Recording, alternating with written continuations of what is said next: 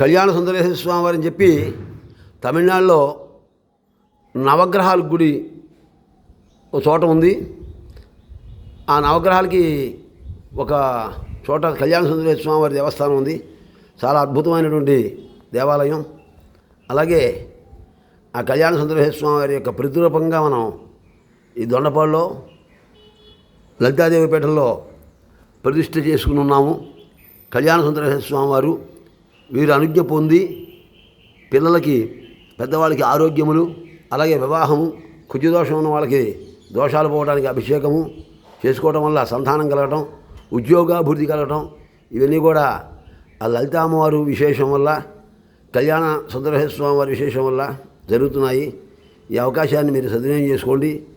కొద్దిగా ఇక్కడ అభిషేకం చేసుకోవాలంటే ముందుగా ఫోన్ చేసి చేసుకోవాలి. దేనికంటే మన కర్మ పరిపక్వత అవటం అనేటువంటిది ఒకటి ఉందన్నమాట. పరిపక్వత అవందే ఆలోచన కూడా రాదు మనుషులకి.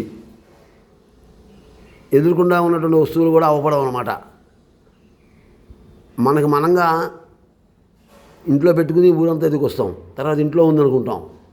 అలాగే చక్కగా దొండపాడులో వేయించేసి ఉన్నటువంటి ఈ కళ్యాణ సుందరేశ్వర స్వామి వారిని దర్శించుకుని మీ చేత్తో మీరు అభిషేకం చేసుకుని ముందుగా సంప్రదించాలి పంతులు గారితో.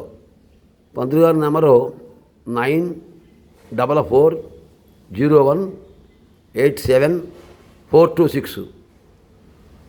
మళ్ళీ ఇంకోసారి ఇస్తున్నాను, 9440187426.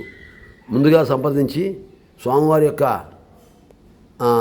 అనుగ్రహం పొందడానికి అభిషేకం చేసుకుని చక్కగా మీరు పూర్వజన్మ ఉన్నటువంటి కర్మ ఫలితాన్ని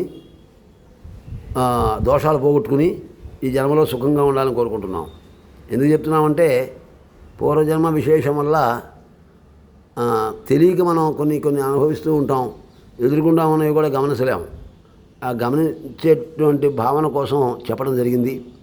ఆ కళ్యాణ సుందరేశ్వర స్వామి వారిని దర్శించుకుని మీరందరూ కూడా ఆయురారోగ్యాలు పొంది సుఖంగా ఉండాలని కోరుకుంటున్నాం. సర్వే జనాః సుఖినో భవంతు.